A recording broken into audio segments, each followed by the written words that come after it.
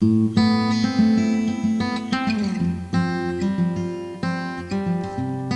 étape, l'environnement. Point 1 de la stratégie. Bien comprendre la stratégie afin d'identifier les axes de progrès est la phase préalable à tout projet de tableau de bord de pilotage. La stratégie délimite le cadre global du projet. Elle en précise la portée et les particularités. Chaque entreprise, chaque organisation est unique. Elle définit sa stratégie et par conséquent ses axes de progrès selon des caractéristiques et besoins bien spécifiques. Point 2. La stratégie, de la théorie à la pratique. Comment la stratégie se décline-t-elle concrètement?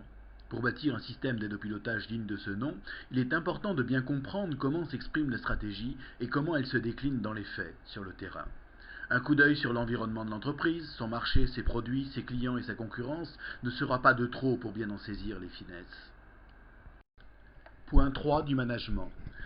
Depuis déjà pas mal d'années, les spécialistes de la question annoncent l'avènement d'une nouvelle génération de managers pratiquant le management participatif. Pourtant, bon nombre d'entreprises préfèrent encore et de loin les techniques du management directif.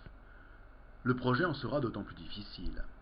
Attention, ce type de management n'est pas toujours discernable au premier abord. Les adeptes du management directif ne sont pas tous des adjudants. Un manager peut être sympathique sans pour autant pratiquer un mode de management participatif. Point 4. Des ressources. Chaque entreprise est particulière, on ne le répétera jamais assez. À coup sûr, l'entreprise avec laquelle vous travaillez dispose de ressources cachées contribuant à la réussite du projet. Il est important de les dénicher dès à présent. Par exemple, ce peut être une sensibilité aux technologies qui facilitera l'implantation des outils, un personnel confiant dans le changement et particulièrement coopératif, ou encore une expérience passée réussie. Ce sont tout autant d'arguments pour préparer dès à présent l'accompagnement du changement. Point 4. Périmètre et portée du projet. Ainsi armé, le concepteur peut commencer à anticiper sa propre stratégie de déroulement du projet. Il peut dès à présent définir avec précision la portée et le périmètre du projet, et il s'est déjà fait une bonne idée de l'engagement potentiel de la direction, de la qualité de la coopération attendue et du niveau de difficulté prévisible. L'accompagnement du changement a déjà commencé. Étape 2. Identifier les structures de l'entreprise. Point 1. Les métiers de l'entreprise. Plutôt que d'aborder l'entreprise classiquement selon son organigramme en répondant à la question qui est qui, ou par les fonctions en répondant à la question à quoi sert-il, à quoi sert-elle, il est préférable de l'envisager en termes de métier et d'utiliser des verbes d'action. On répondra alors aux questions que fait-elle et comment le fait-elle. Point 2. Les processus. Le découpage en processus permet justement de se placer dans la logique des verbes d'action, en se plaçant du point de vue du client. Cette façon d'aborder l'organisation facilite la mise à plat dans une perspective dynamique et de flux. Le facteur temps est ainsi au premier plan. Rappel, définition d'un processus. Un processus est un ensemble d'activités organisées dans le temps et produisant un résultat précis et mesurable. Les activités. Chaque processus regroupe un certain nombre d'activités parfaitement identifiables.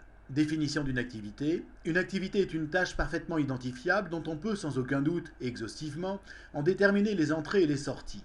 L'activité se détermine par un verbe d'action, elle utilise des ressources pour transformer entrée en sortie et apporte une valeur ajoutée distinctement évaluable.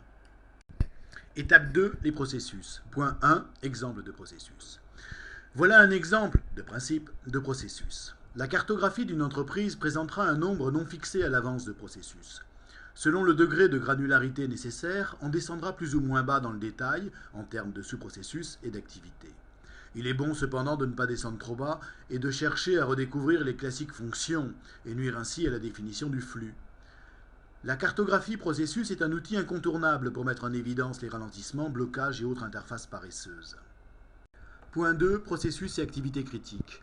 Au cours de cette étape, il s'agit surtout d'identifier les processus et activités critiques et qualifier de critique tout processus ou et activité impliqué au premier plan selon les axes de progrès choisis.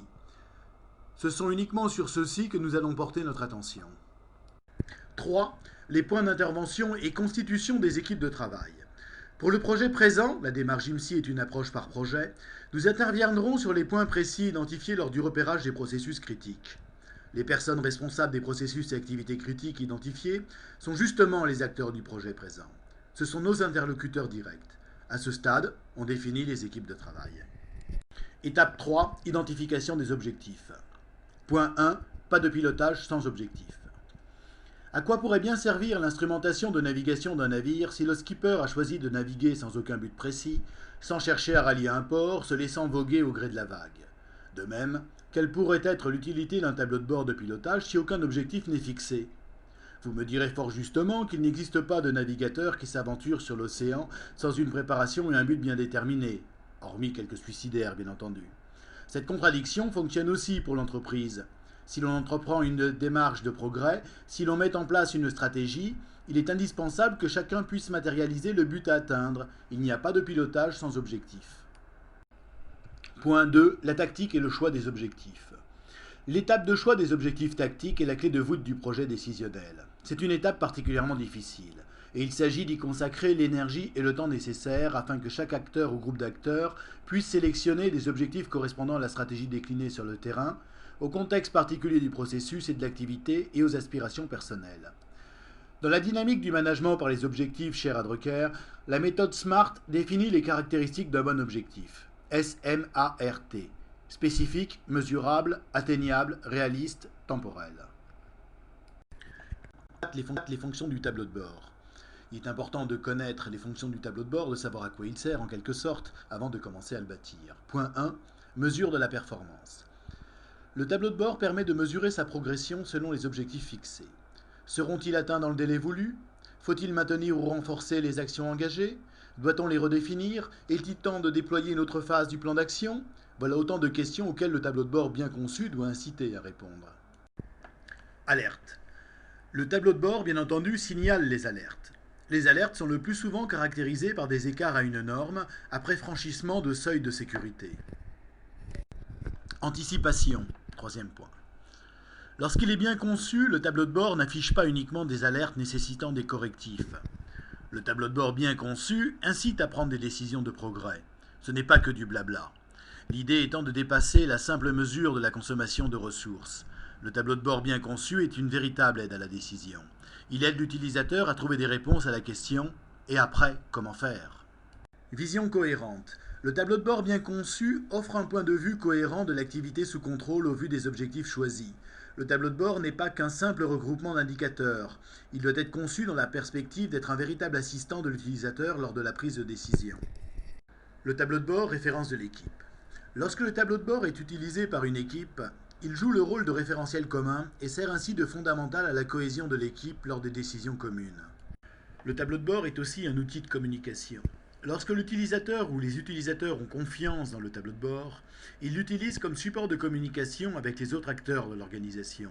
Ils peuvent ainsi argumenter leur point de vue et défendre leur position en s'appuyant sur un support auquel ils accordent toute confiance. Étape 4, ergonomie. Point 1. Le nombre d'indicateurs doit rester limité.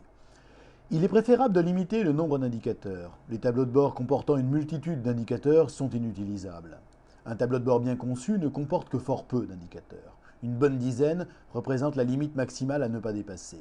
7 étant le chiffre médian le plus couramment accepté. Il correspond en effet au nombre maximum d'informations que l'on peut percevoir et mémoriser d'un seul coup d'œil, les chunks de Miller. D'autre part, lors de la conception du tableau de bord, il s'agit de dénicher les quelques points sensibles, les points névralgiques où placer la sonde de mesure afin d'assurer le décideur de la maîtrise du système sous contrôle. Le tableau de bord bien conçu est un tableau de bord structuré. Pour faciliter l'appréciation d'un seul coup d'œil, les indicateurs sont regroupés par centre d'intérêt, comme sur cette image où l'on discerne 3 secteurs thématiques. Le tableau de bord dit d'un seul coup d'œil. L'idée étant qu'il suffit d'un seul coup d'œil pour se forger une solide idée de la situation à l'instant précis où le regard se pose sur le tableau de bord.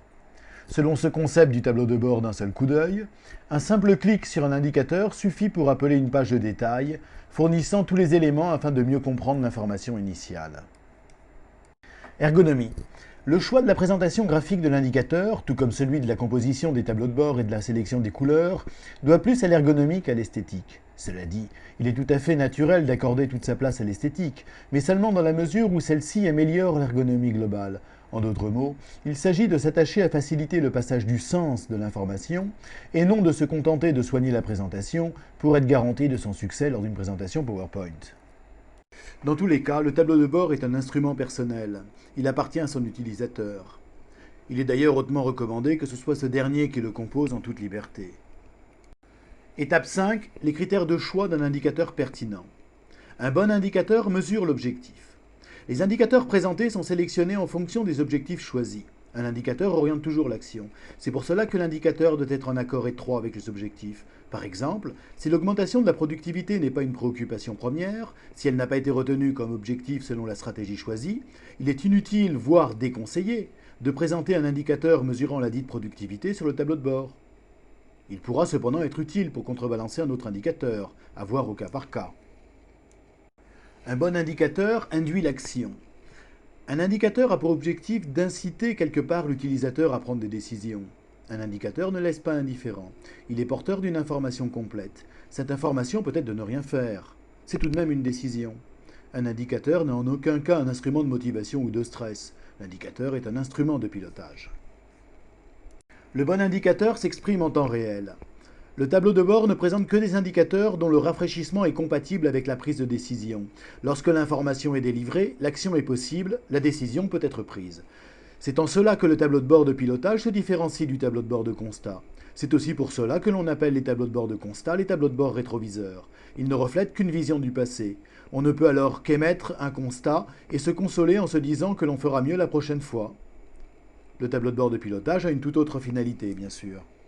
Un bon indicateur est réalisable à coût acceptable. Pour construire un indicateur pertinent, il sera peut-être nécessaire d'intégrer des données qui ne sont pas encore disponibles dans le système d'information. Il est alors important de bien évaluer le coût d'intégration des dites données et de le comparer à l'apport sur le plan décisionnel. L'exercice n'est pas simple, bien sûr, mais il permet en tout cas d'éviter de se fourvoyer en dépenses inutiles. Attention au ROI du projet. Un bon indicateur doit être fiable, au sens du décideur. Un décideur n'utilisera un indicateur que dans la mesure où il le juge fiable. Le décideur doit accorder totale confiance à son tableau de bord. Dès que le doute s'installe, la mise au rebut de l'outil n'est pas loin. Présentation. Un bon indicateur doit pouvoir être présenté aisément sur le poste de travail. Par exemple, les longs tableaux non synthétisés sont à bannir. Par ailleurs, les différents types de présentation, comme les compteurs, tachymètres, courbes, barres graphes, etc., ne sont pas interchangeables. Chaque type de présentation correspond à un type d'information à communiquer. De même, les couleurs seront choisies en tenant compte du sens de l'information. Un tableau de bord n'est pas non plus un arbre de Noël. Les boules, comme les smileys, ou les guirlandes clignotantes, comme les clignotements et autres gifs animés, sont plutôt déconseillés.